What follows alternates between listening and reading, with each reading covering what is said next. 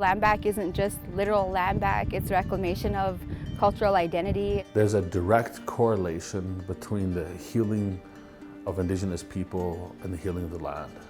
On a nightly basis, there is anywhere from 75 to 100 people utilizing the camp. It pushed people out of their comfort zone in order to start learning and evolving your thinking outside of the city services.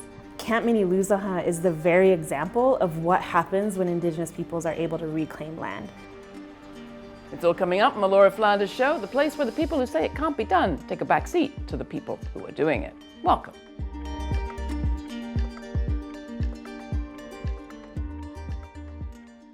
In 1980, the US Supreme Court ruled that the land behind me, on which Mount Rushmore is carved, had been stolen from the Sioux people in violation of an 1870s treaty. And in 1980, the court awarded the Sioux $2 million in compensation. But the Sioux didn't want that money. They want the land.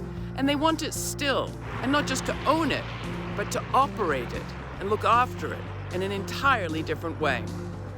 I'm in South Dakota, in the Black Hills, with the people of the NDN Collective, looking at their work around this campaign they call Landback.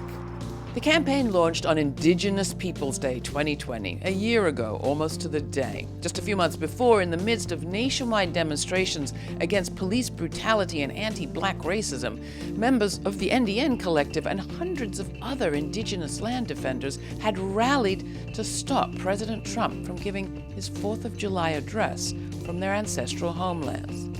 But how did a demand that First Nations and Indigenous people have long been making become a new campaign to radically transform communities, society, and more? At the NDN office in Rapid, I spoke with Landback campaign director Krystal and president and CEO Nick Tilsen to learn more. In 1 year, what we've been able to accomplish feels like we've been organizing this campaign for 5 years. We were obviously catalyzed on July 3rd when we did the action where, Nick Tilsen and myself and another of our organizers with other land defenders were arrested. And that action itself was catalyzed as well by the Movement for Black Lives and the organizing that they had done around the murder of George Floyd and calling out and tearing down, colonial statues that continue to uphold white supremacy in the narrative of white supremacy in this country. For us, sitting here in the Black Hills watching this happen and Trump was coming here, I thought about what could we do?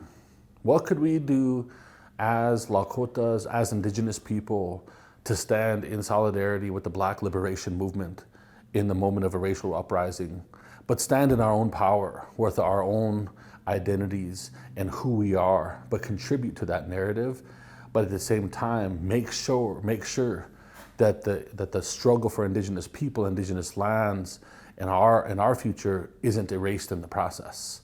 And I was like, this is perfect, because the Mount Rushmore is not something it's not a statue that you can topple. It's not a flag that you can lower. It's not a painting that you can take off the wall. The only way to achieve justice in this situation is return the land. From that moment, the hashtag, which originated from our relatives up north in so-called Canada and artists from up there, it just took off here in the so-called US. And so from that moment, we've just been running, pretty much sprinting a marathon race. But we had our official launch on Indigenous Peoples Day, and we were really intentional about that day being a day for us to really ground almost every Indigenous struggle in Landback, in really pushing forth the meta-narrative of Landback as the ultimate connector, right? And the ultimate umbrella of organizing. Pretty much anything that Indigenous peoples are organizing towards in fighting for can fall up underneath the banner of Landback. First and foremost, Landback is literal reclamation of land, right? It is literally, we want access to our lands. We want to be able to embody our original instructions to be the caretakers of this land. That's not in a colonial context in terms of the way, people think about ownership of the land. For us, that's not the context, right? It's more about returning to the land because the way that we're taught and our ceremonies and our teachings tell us is that we are the land and we belong to the land, not the other way around. And Landback is also the reclamation of everything stolen from us when we were forcefully removed from the land. And that includes our ceremonies, that includes our languages, that includes our way of life, our culture, our spirituality. We had all of that pre-colonization. We absolutely want to meet the needs of our people. Our people need housing. Our people need a better education system. Our people need jobs.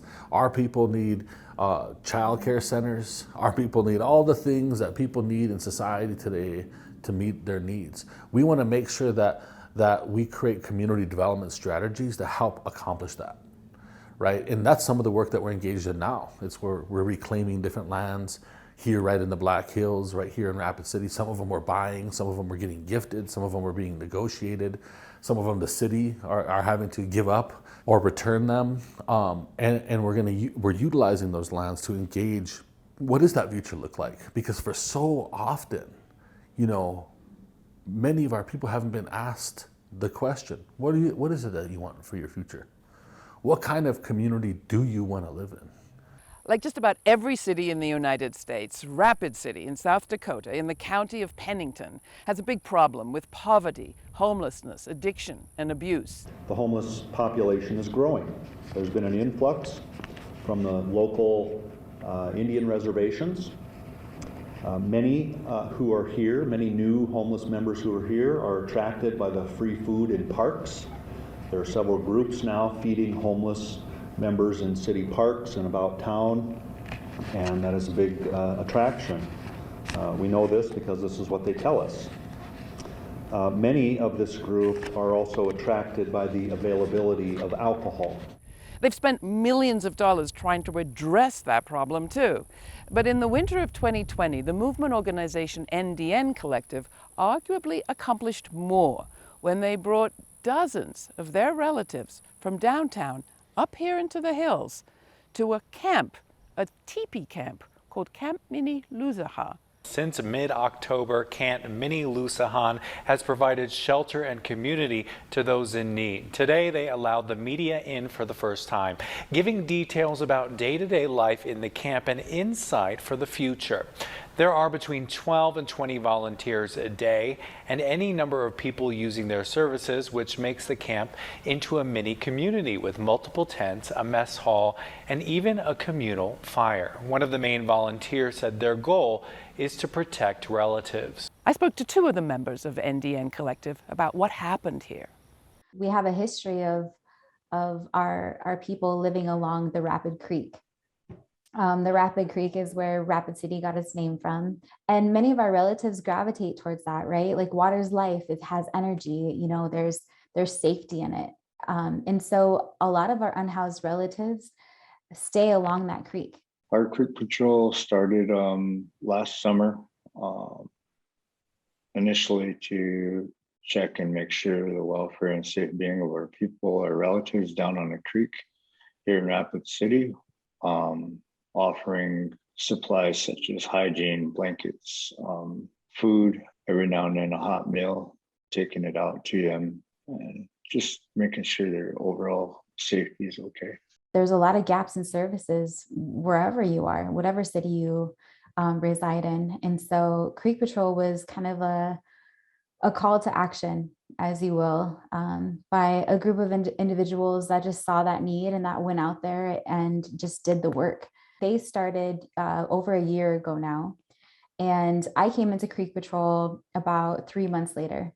There's a lot of harassment along that creek when people know that these people are vulnerable, and then also know that there's no repercussions or consequences to actually inflicting harm or violence on the unhoused. The police department is supposed to protect and to serve all our people, but the thing is the police department here in Rapid City, they criminalize and abuse these relatives.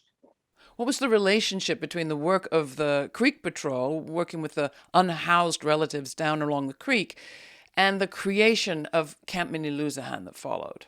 It started getting cold last year about this time. We needed someplace for them to go.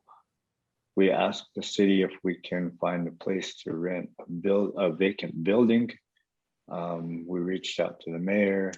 They left us with no options. And so we decided, well, we're going to set up teepees here and a central area where they can just walk over and, have a warm place. The city and the police department surrounded us with, I think, half the police force, if not the whole police force, and a SWAT team and some highway patrol. They surrounded us and arrested us for trying to protect our relatives. When we got out of jail and we were showed this place, and we came over the hill, and it was like it was meant to be. That spot was really awesome. It was really a great feeling, and so we went down and got the teepees and gathered a lot of people from the city. A lot of community members went up with us and helped us clear spots and set up the teepees, and we lit the fire. We lit a community fire in the center of camp, and that fire burned from the time camp was set until we closed down. The camp, located on land owned by the Oglala Sioux, Rosebud Sioux, and Cheyenne River Sioux tribes, has multiple sleeping tents and teepees, a cook shack, a mess hall with movie night capabilities, and communal fires.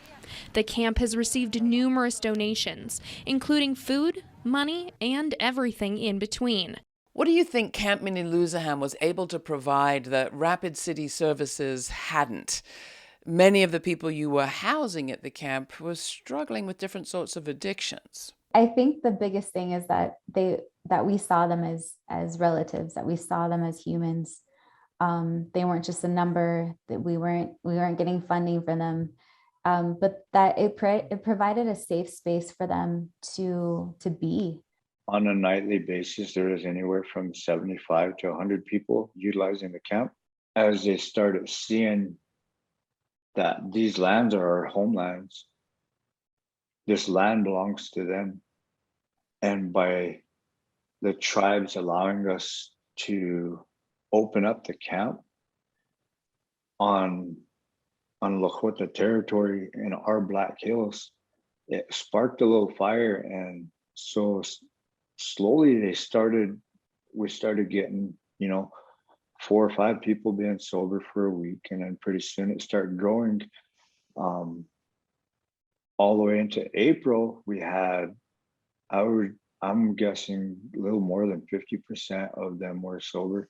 We didn't have training. We didn't go into Camp Mniluzahan training and learn how to take care of each other. It was this inherent knowledge that we carried with us. And I think that what that allowed us to do is for one, connect to the land, which I felt was very, very important.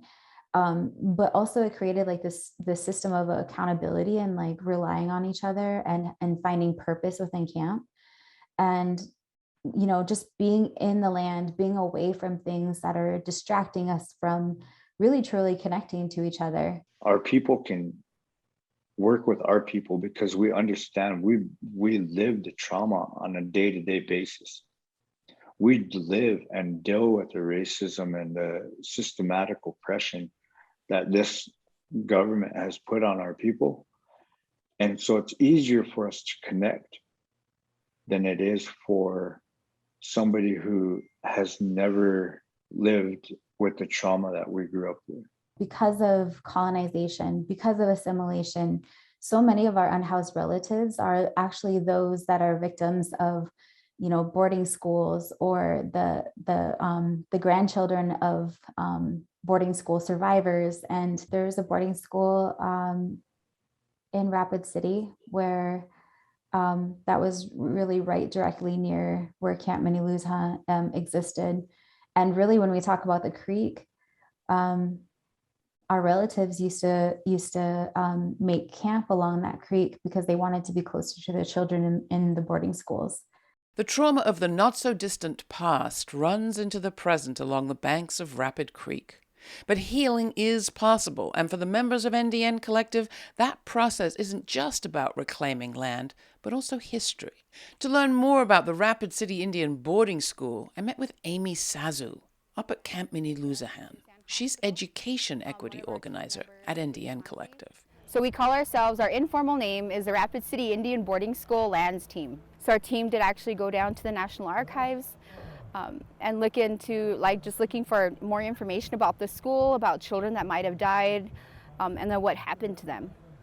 So in that process, we found over 50 kids that died at the Rapid City Indian Boarding School. And we knew just from stories in our communities that a lot of these kids' families were looking for them. And so identified the names, kind of got that part of the project going. But in the meantime, we opened up this whole big issue about the land. So from Bacon Park in Rapid City all the way to Canyon Lake was all land that belonged to the school. And the reason it had so much land is because the kids went to school for a very minimal time in the morning and then worked. That was the point of the boarding school system, was to strip away identity, culture, anything having to do with being Lakota, and get people who are ready to join the workforce. And so that's what they were doing with these kids. And so this land, when the boarding school closed, Rapid City leadership went to the Department of Interior. The Department of Interior issued a statute that said that the land could be used for in three different ways. So the first was that it could be given for free to schools, the National Guard, parks, and needy Indians could get it for free. West Middle School, the school district got parts of it. Churches bought a ton of it. The interesting part of this story is that needy Indians got zero. So the Lands Project is really focusing right now on reconciliation of those 3 land parcels and getting the Children's Memorial established and preserving that site on the side of the hill where we found evidence of graves. We want to build a memorial there so that we can come pray there and remember the kids, but also protect that land and make sure that there's no development, it's not being dug up, and people aren't driving ATVs on it anymore or walking their dogs on top of the graves of children who died. I can't think of any other instances where all 3 tribes own land together and also are able to come together in agreement on something that is happening off of tribal land or off the reservation. What's really beautiful about that is it doesn't just mean the Oglala Sioux tribe, Rosebud Sioux tribe, and Cheyenne River Sioux tribe. It includes all of our Dakota and Nakota relatives across the state. And this place in camp was super diverse, and it was mostly the local tribes, the closest ones, but it was super diverse. And it's just creating a space for that, for allowing us to come back together and to extend invitations to each other and to accept the invitation to come together and talk and figure out a solution is amazing. It's historic. So what's next for the Landback campaign in Rapid City, the Black Hills, and beyond? If the Creek Patrol and volunteers at Camp Mniluzahan could make such a difference on only a small portion of reclaimed property, how could the Landback movement transform society at large for everyone? We've learned that when our relatives, even those that are deep into addiction and deep into trauma, when they get back on the land, they heal, and that they find purpose and they find their identity, and that leads to the more healing, and then they want to do more on the land, and then so it's like this cycle that feeds itself of healing and growth and purpose. And then we also discovered that we don't need police in those places. So the one thing about that piece of land is that Rapid City Police Department can't go on that land, that property. It's tribal land, and so we had to learn really quickly how to navigate the different things that come up within our peoples. And these are our people, our unhoused relatives are the epitome of what colonization has done to our people. They are a direct result of that, and we see it in them. And if we can find healing for them on those lands without these services that continuously fail us, and without the police continuously to brutalize us and harass us, then what is possible is unlimited. And Camp Mniluzahan is a perfect example of how our people heal when we reclaim land. Our values, our Lakota values, all the respect and the generosity, the humility, everything that our ancestors had before us slowly came back. And it was really amazing because all of that was there in the camp. What Camp Mniluzahan did was provided a home for our unhoused in these 8 months. But the bigger thing that it did, it challenged people's thinking of like what is possible and what people are comfortable with. I mean, when we had Camp Mniluzahan, our community was uncomfortable. They were so uncomfortable with a bunch of, Native Americans up on this hill on sovereign land, and we can't even go up there because we don't have the rights to go up there. And like, what are they doing? And they're going to set the hills on fire. Like, oh my gosh, all these things, And here we are up there just like connecting and healing. But what that does is it pushed people out of their comfort zone in order to like start learning and evolving your thinking outside of the city services, outside of governmental funding, and really puts it back in the hands of the community. What can we do? Public lands throughout the nation have been mismanaged by the Bureau of Land Management, have been mismanaged by the Forest Service. People don't realize this. Like, through the public lands that the federal government has stole from Native people, they have mismanaged those lands and have made them playgrounds for transnational corporations to profiteer off of these public lands, using tax-paying dollars to profiteer off of the lands, the stolen lands of people. And so the first thing is we're going to stop the extractive industry model. And the question is, what can we do to restore? So there's going to be a huge amount of restoration that'll have to happen in those places. Those restoration efforts will create huge amounts of jobs, of opening up creeks, stopping uranium, cleaning up Superfund sites, cleaning up these places that corporations have polluted. Those will create jobs. And then thinking about what does regenerative economics look like in these places. There's a direct correlation between the healing of Indigenous people and the healing of the land. The big picture, big story is that you can't erase parts of history and then try to say that we're in a healing or in reconciliation until there's truth and there's a recognition of a full and accurate history of, not just our country, but specifically of Rapid City. Landback isn't just literal land back, it's reclamation of cultural identity, it's reclamation of even solidarity, of standing together with relatives and people and recognizing that we're all related and that we're in this together and we're stronger together. Solidarity is what is getting all of this done. If I had a choice in what I was doing as a career and what I was doing in my life, I wouldn't necessarily choose this. I would rather be hunting, and I'd rather be spending time with my nephew and talking to him about the importance of these things and being able to drink that fresh water that literally still comes out of the earth and we can still drink it to this day. I'd rather be doing those things. But because I can't do those things without corporations trying to come into my community and extract, or without racist people harassing us, or without educational institutions completely erasing our existence, or without the world itself ignoring the fact that we exist and that an entire nation was built over the top of us. I can't do that. I can't live that life without those things impacting me. And so therefore, everything in me tells me that we need to set it right.